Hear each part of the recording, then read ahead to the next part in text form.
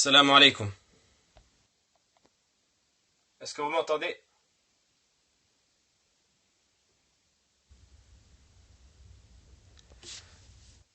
طيب, le son est clair?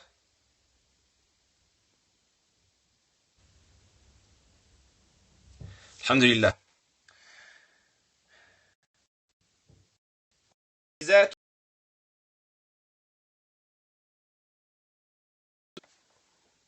Est-ce que vous m'entendez?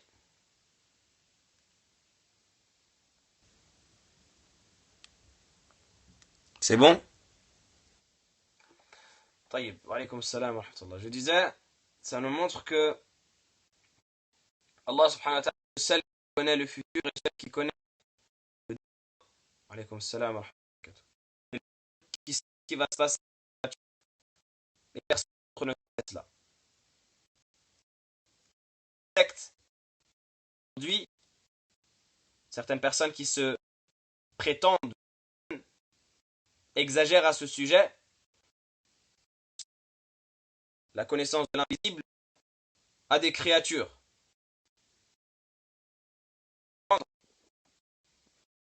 Que le prophète sallallahu alayhi wa sallam prétendre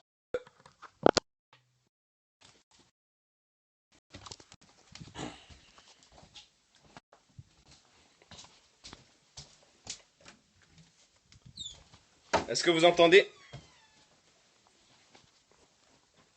Est-ce que vous m'entendez?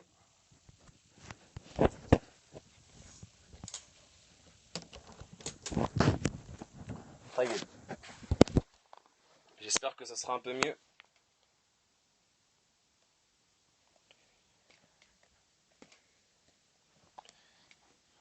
Je disais, le prophète sallallahu alayhi wa sallam lui-même ici déclare ne pas connaître l'invisible.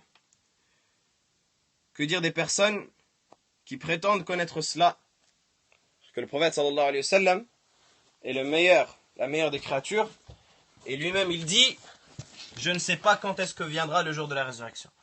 Aujourd'hui on trouve certains parmi les sectes qui prétendent que leurs chouyours, que leurs protégés, que leurs alliés, comme Shia al-Rawafid, connaissent l'invisible. Shia al-Rawafid, ils disent que leurs imams ma'soumin, ils connaissent leur date de mort. Certains parmi les extrémistes de Soufiyya, ils prétendent que leurs qutb, leurs saints, ils connaissent leur date de mort, et que c'est eux-mêmes qui se donnent la mort, et qu'ils savent quand Malak al-Maut viendra leur prendre l'âme. Tayyib. Donc tout cela c'est égarement.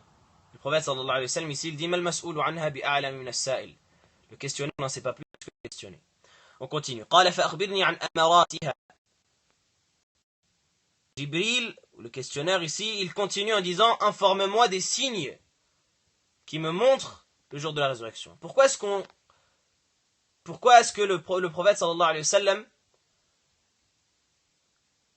on le questionne à propos des signes?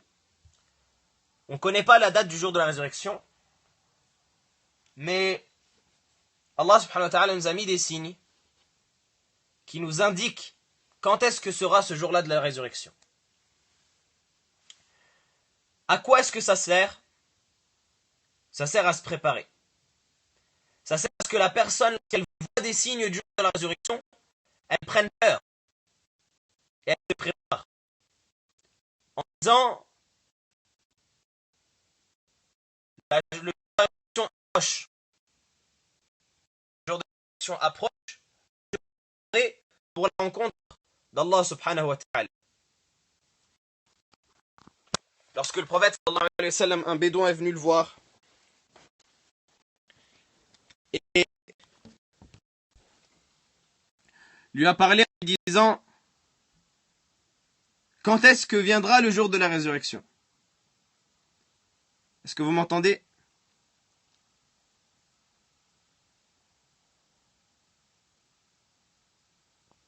Est-ce que ça bug toujours? Taïb.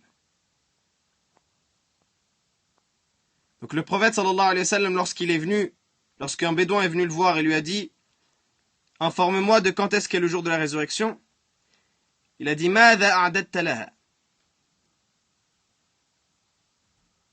Il a dit « Qu'est-ce que tu as préparé pour ce jour ?» Qu'est-ce que tu as préparé pour ce jour? Donc c'est cette pédagogie qu'on doit avoir. Aujourd'hui, on trouve que les gens, ils s'intéressent au jour de la résurrection comme si c'était un folklore, comme si c'était un passe-temps, comme si c'était une série télévisée, comme si c'était une culture générale. C'est-à-dire qu'ils vont acheter des livres, ils vont voir des vidéos sur Internet, etc. Simplement pour se renseigner ou simplement pour lire des histoires, comme s'ils lisaient des contes. Ils n'ont plus cette notion-là de se préparer pour le jour de la résurrection. Et ça, c'est quelque chose qui est extrêmement grave. C'est quelque chose qui est extrêmement grave, parce que ça enlève le but pour lequel les signes du jour de la résurrection nous ont été transmis. Les gens aujourd'hui parlent de Dajjal comme s'ils parlaient d'un personnage de conte. Alors que tout cela, le prophète sallallahu alayhi wa sallam, les compagnons, ils rapportent dans le hadith, le prophète sallallahu alayhi wa sallam, il a parlé de Dajjal, ils disent que le prophète sallallahu alayhi wa sallam, il leur parlait de Dajjal comme s'il parlait en élevant la voix et en la baissant tantôt, comme s'il parlait d'un ennemi qui allait arriver de manière imminente pour attaquer la ville de Médine en leur disant Sabbahakum wa massakum. Il viendra au matin ou il viendra au soir. C'est-à-dire qu'il leur parlait en leur faisant tellement peur qu'ils pensaient que c'était une attaque qui allait arriver, qui allait les surprendre. Et aujourd'hui, on trouve des gens qui lisent les jours de la résurrection, lisent les signes du jour de la résurrection, sans bouger d'un cil. Il dit, ah oui, subhanallah, il va se passer ça. Ah d'accord. Et il revient à ce à quoi il était. Donc les signes du jour de la résurrection, leur hikmah, leur sagesse, c'est de nous préparer.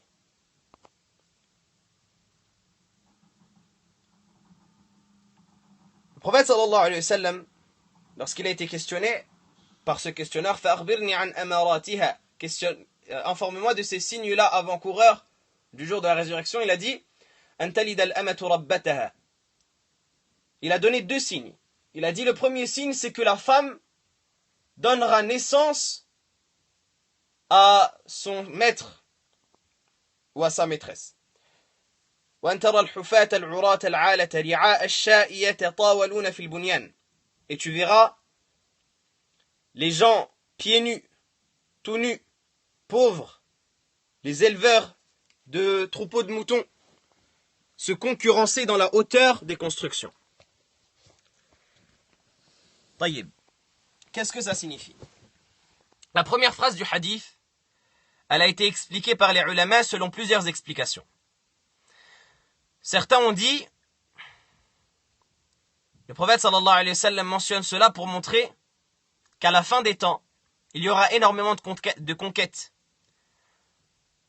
et que l'armée de l'islam va conquérir énormément de terres et donc faire beaucoup de captifs. Et donc comme il y aura beaucoup de captifs et de captives, eh bien il y aura les maîtres de ces captives-là qui vont commercer avec elles, qui vont copuler avec elles, et elles vont enfanter pour eux des enfants qui vont devenir les maîtres de ces captives-là. Cette explication-là, elle a été mentionnée par Ibn Rajab et d'autres. D'autres ont dit, ça montre que les valeurs à l'approche du jour de la résurrection, elles vont complètement s'inverser. À tel point que, même dans les foyers, dans les demeures, la mère qui est censée être la maîtresse de la maison, la reine de la maison, eh bien elle va basculer au rang d'esclave. Et les enfants qui sont censés être les servants de la maison, eh bien ils vont basculer au rang de maître. Et les choses vont s'inverser. Et les valeurs et les tendances et les principes vont s'inverser à l'approche du jour de la résurrection. Il n'y aura plus de valeurs, il n'y aura plus de principes, tout va s'inverser, tout va basculer. Certains ont dit un autre sens qui est similaire. Ils ont dit, ça signifie qu'à l'approche du jour de la résurrection, la désobéissance aux parents va exploser. Et va proliférer de manière exponentielle. Il y aura énormément de gens qui vont désobéir à leurs parents, à tel point que les enfants vont se considérer maîtres sur leurs parents, c'est les enfants qui vont ordonner à leurs parents. C'est les enfants qui vont interdire à leurs parents. C'est les enfants qui vont crier sur leurs parents. C'est les enfants qui vont aller jusqu'à, wal'iyadhu billah, corriger, frapper leurs parents. Et ça, malheureusement, c'est des choses qu'on voit aujourd'hui. On voit aujourd'hui des gens, des familles, où c'est les enfants qui dirigent. C'est les enfants qui dirigent la demeure. À tel point que dans certaines familles, wal'iyadhu billah, les parents ont peur de parler. Les parents ont peur de parler et ils laissent leurs enfants gérer. Ils disent, moi je ne parle pas, il faut voir avec mon fils. Et ça, c'est un état qui est au summum de la servitude, de l'asservissement. On trouve des gens aujourd'hui qui ne respectent tellement pas leurs parents qu'ils vont jusqu'à lever la main sur eux, qu'ils vont jusqu'à les traiter comme des enfants, qu'ils vont jusqu'à leur imposer des choses. Et donc là, on voit que l'annonce du prophète sallallahu alayhi wa sallam de ce signe de la fin des temps est véridique.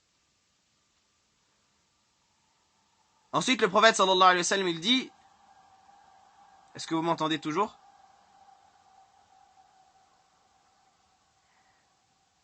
Le prophète sallallahu alayhi wa sallam, il dit, وأن ترى الحفاة العراة العالة رعاء الشاء يتطاولون في البنيان. Et tu verras les gens nus, va-nu-pieds, qui sont pauvres. Ces gens-là, ils se concurrenceront dans la hauteur des bâtiments, dans la hauteur des constructions. Qu'est-ce que ça veut dire? Ça veut dire également que les valeurs vont s'inverser. C'est une autre partie du hadith qui montre que les valeurs vont s'inverser. Ici, c'est les valeurs sociales. La première partie de la phrase, elle concerne les valeurs morales. Les valeurs morales vont s'inverser à tel point qu'il n'y aura plus les gens n'auront plus de valeurs. Ces valeurs-là fondamentales qui sont le respect des parents. Le respect des parents, le respect de la mère, le respect du père, c'est des valeurs qui sont communes à toutes les sociétés, c'est des valeurs qui sont communes à tous les fonctionnements, à toutes les sociologies, à toutes les ethnies. Partout où on va, on sait que ça fait partie des fondamentaux de respecter ses parents. Eh bien, ces valeurs-là, qui sont pourtant humaines, elles vont s'inverser, les valeurs morales.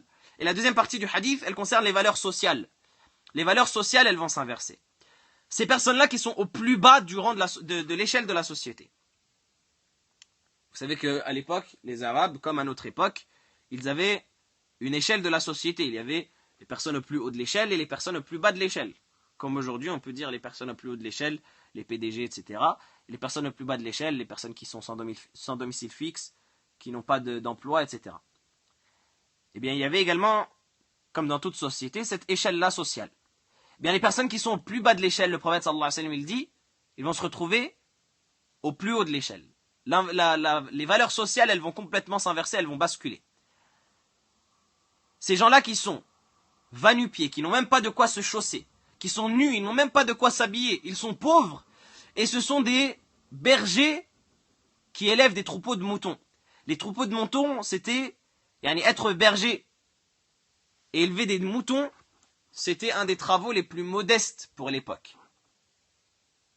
Les bergers à l'époque étaient différentes catégories.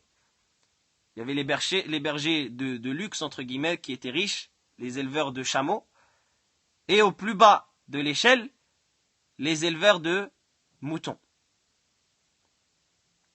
Et donc c'est vraiment la plus basse des catégories sociales qu'on peut mentionner pour une personne du moins libre, pas esclave. Eh bien le prophète sallallahu alayhi wa sallam, il dit, ces gens-là qui sont plus bas de l'échelle sociale, du jour au lendemain tu les verras se concurrencer dans la hauteur des bâtiments. C'est-à-dire ils n'auront pas seulement de l'argent. C'est pas juste qu'ils auront des richesses. C'est pas ça, parce qu'une personne qui a des richesses, elle se construit une grande maison. Elle se construit une grande maison avec un grand jardin, avec plusieurs voitures, etc. Ou pour l'époque, plusieurs chevaux, etc. Mais là, ce n'est pas seulement ça.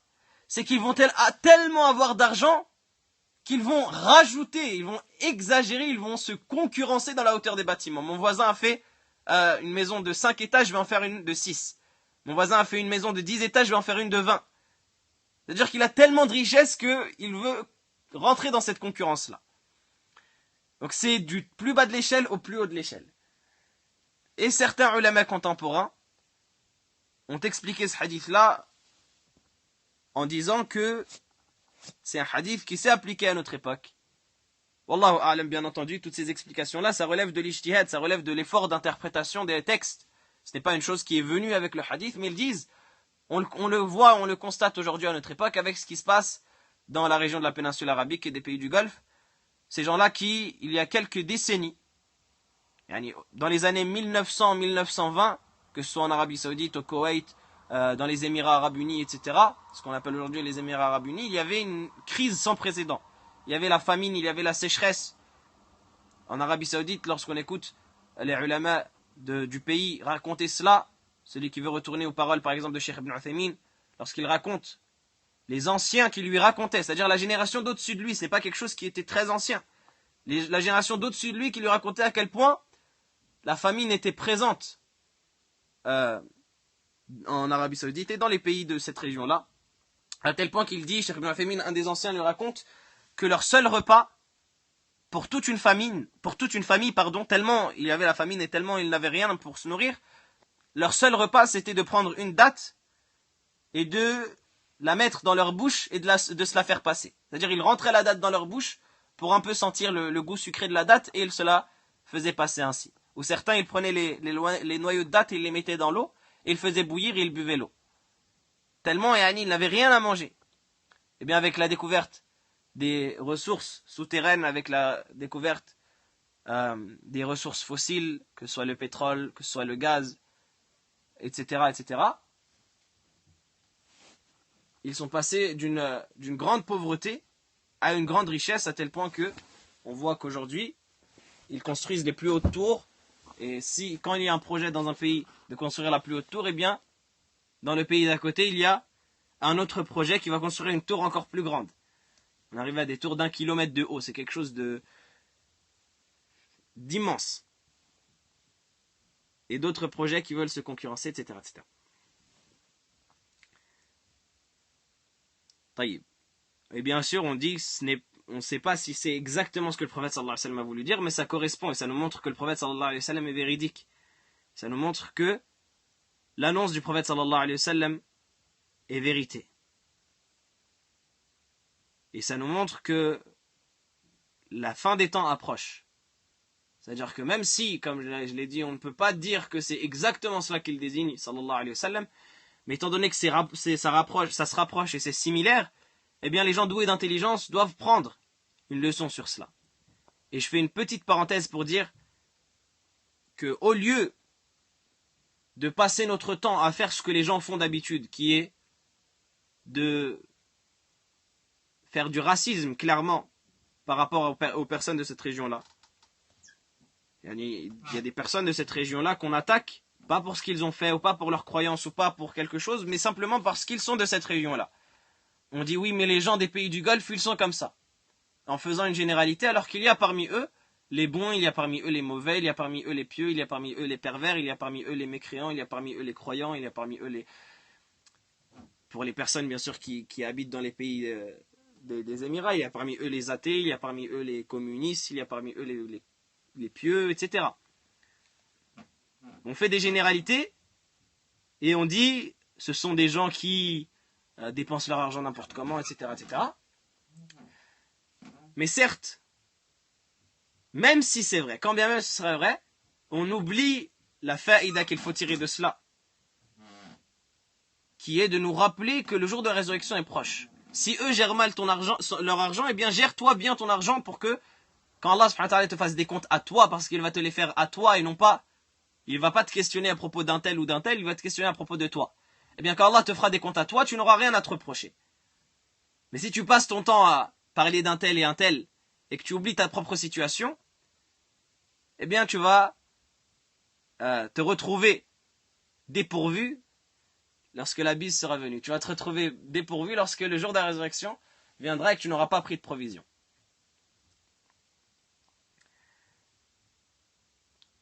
Et donc ça c'est important parce que les gens aujourd'hui se laissent aller à ce sujet-là et oublient que derrière on doit méditer sur le fait que le jour de la résurrection est proche.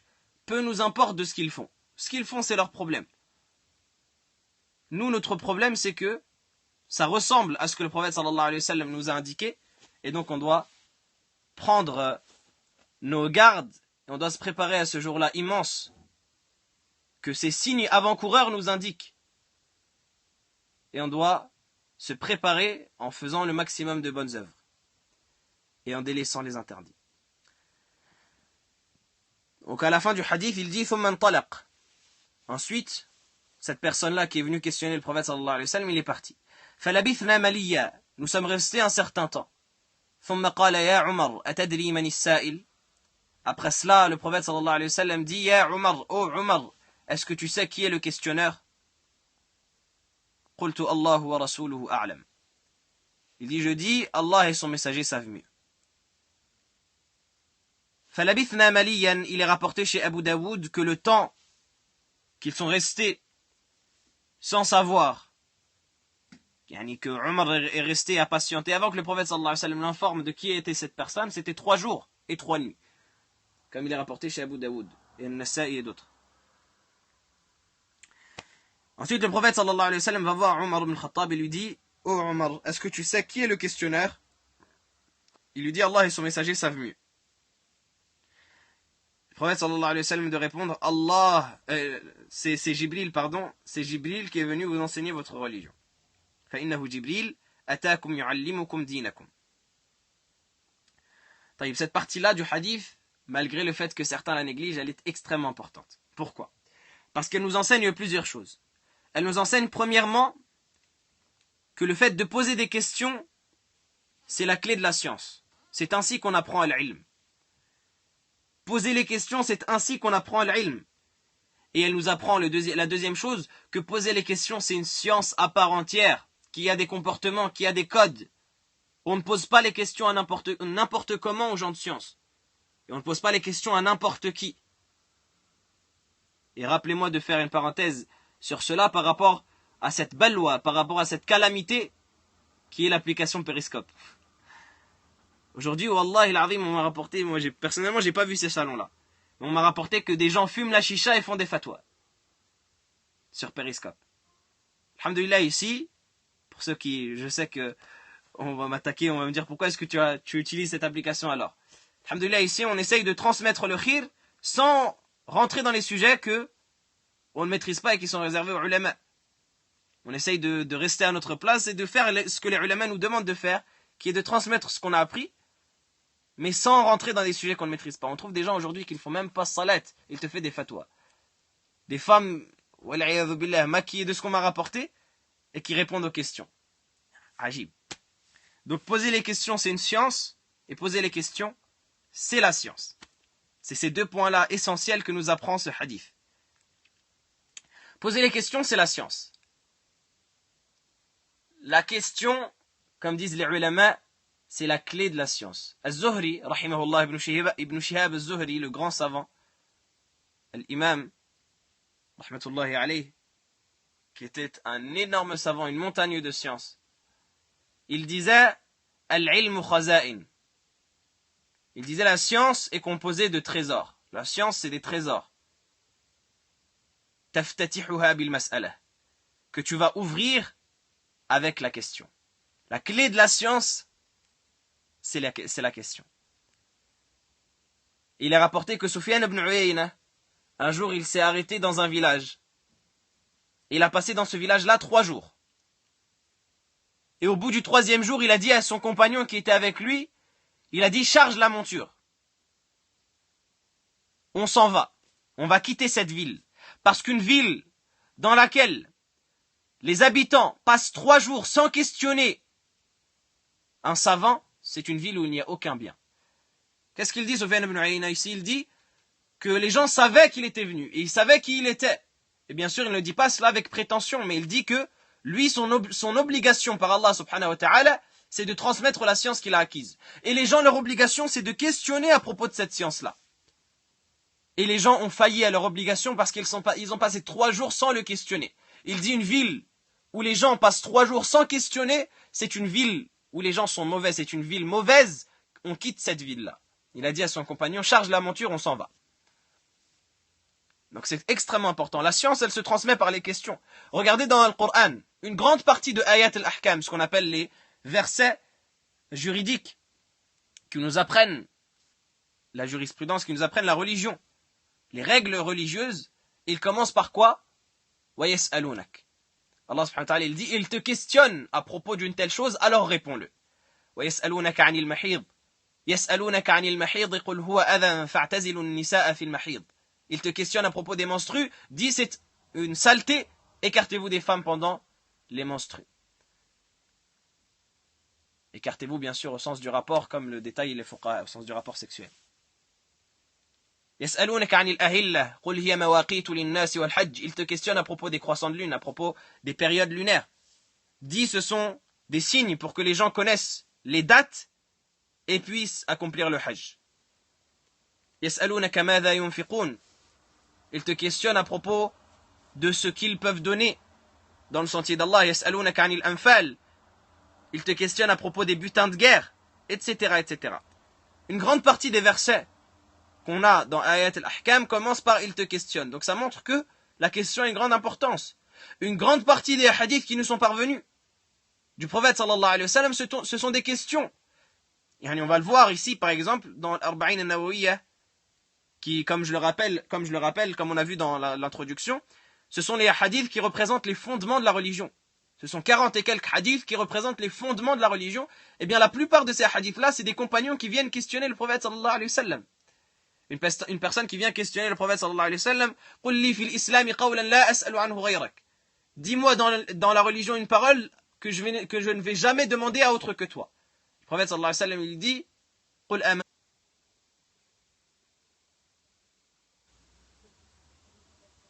Vous m'entendez ou ça a coupé?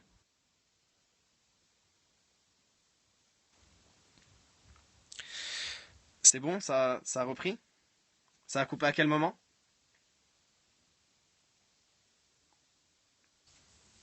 Qu'est-ce que je disais?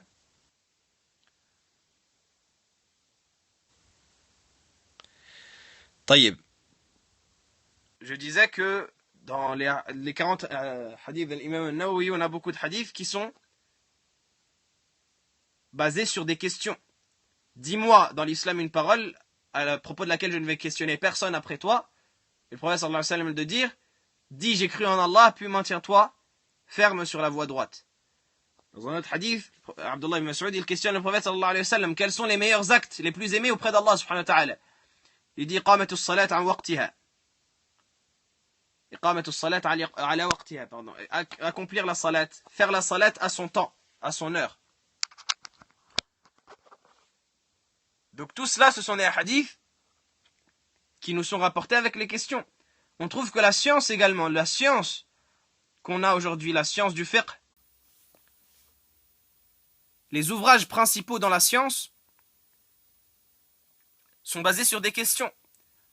Dans l'école de l'imam Malik, par exemple, l'ouvrage principal de l'école, la base de l'école Maliki, c'est Al-Mudawwana de l'imam ibn Qasim Al-Utaqi, Abdurrahman ibn Qasim Al-Utaqi, rahimahullah ta'ala. Al-Mudawwana, qu'est-ce que c'est? Ce sont des questions qu'Abdurrahman ibn Qasim Al-Utaqi, rahimahullah ta'ala, a posées à l'imam Malik. Dans l'école de l'imam Ahmed également, même si je ne suis pas un expert, le frère Abu Andalus connaît mieux que moi son école, bien mieux que moi, mais de ma maigre connaissance à ce propos, je sais que parmi les principaux livres de l'école, il y a les livres Al-Masail, les questions qui sont posées à l'imam Ahmed, que ce soit par son fils Abdullah ou par d'autres. Donc Al-Masail, qui veut dire les questions posées à l'imam qui sont rassemblées ensuite dans un livre. Également, on a le livre Majmou' al-Fatawa d'Ibn Taymiyyah, rahimahullah. Et Majmou' al-Fatawa, il faut savoir que c'est un livre qui a été rassemblé dernièrement. Il n'y a même pas... L'auteur qui a rassemblé Majmou' al-Fatawa, il est mort il y a une quarantaine d'années. Et il a passé 40 ans de sa vie à rassembler ce livre-là, Majmou' al-Fatawa. 40 ans de sa vie. Abdurrahman ibn Qasim al-Asimi. Ibn Qasim al-Asimi, pardon, je ne sais pas s'il s'appelle Abdurrahman, j'ai un doute. Non. Abdurrahman ibn Qasim Al-Asimi al-Najdi, al-Hanbali, c'est lui qui a rassemblé Majmu' al-Fatawa. Il a passé 40 ans de sa vie à tourner tous les pays. Il est parti dans tous les pays, voir toutes les bibliothèques, pour voir tous les manuscrits. Et il a finalement rassemblé Majmu' al-Fatawa d'Ibn Taymiyyah, duquel profitent aujourd'hui des générations. Donc ça montre l'importance de la question. Et vous comprenez cela dans la parole du prophète sallallahu alayhi wa sallam qui dit فَإِنَّهُ جِبْرِيلٌ أَتَاكُمْ يُعَلِّمُكُمْ دِينَكُمْ. Le prophète sallallahu alayhi wa sallam il dit c'est Jibril qui est venu vous enseigner votre religion. Alors que Jibril il n'a pas parlé. Jibril n'a pas fait de dars. Jibril n'a pas fait de muhadara. Il n'a pas fait de conférence. Mais il est venu, il a posé 5 questions, qui étaient des questions parmi les fondements de la religion. Il a posé des questions intéressantes. Et on en profite 1400 ans après qu'elles aient été posées. Les 1400 années, tous les siècles qui sont passés, ils en ont profité depuis qu'elle a été posée. Depuis qu'elles ont été posées, ces questions. Donc ça nous amène au deuxième point, le fait de savoir poser les questions. Poser les questions, c'est une science à part entière. Quand on pose les questions, on les pose bien. On ne pose pas les questions de manière stupide. On ne pose pas des questions qui n'ont aucun intérêt. On pose des questions qui sont intéressantes.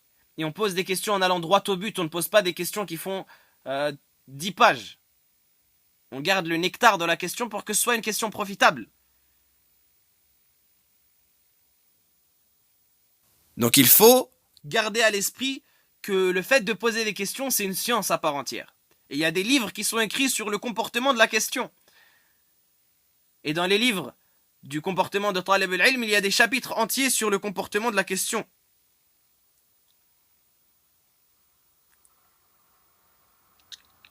Aujourd'hui, on trouve des gens qui posent des questions à propos de tout et n'importe quoi. Des questions à propos de tout et n'importe quoi, wallahi. Et ça ne date pas d'aujourd'hui, ça date même... Ibn al-Jawzi, rahimahullah, il a plusieurs livres, dans lesquels il rapporte, certaines fois, la bêtise de certains ignorants. D'autres fois, il rapporte l'intelligence de certains savants quand il répond aux ignorants, quand il répond à ce qu'ils appellent al-thuqala, les personnes lourdes, personnes idiotes. Dans un de ses livres qui s'appelle Akhbar al-Dhiraf wal-Mutamajinin, où il rapporte justement l'astuce de ces savants-là qui vont répondre aux imbéciles. Eh bien, il mentionne des questions imbéciles qui ont été posées à certains savants. Ils disent qu'Al-A'mash, rahimahullah, qui est un savant de l'islam, une personne elle lui a posé la question, elle lui a dit « Est-ce que Iblis s'est marié ?» Il a dit « C'est un mariage auquel je n'ai pas assisté. » Là, il l'a rappelé. Et il lui a dit Naam, Iblis s'est marié.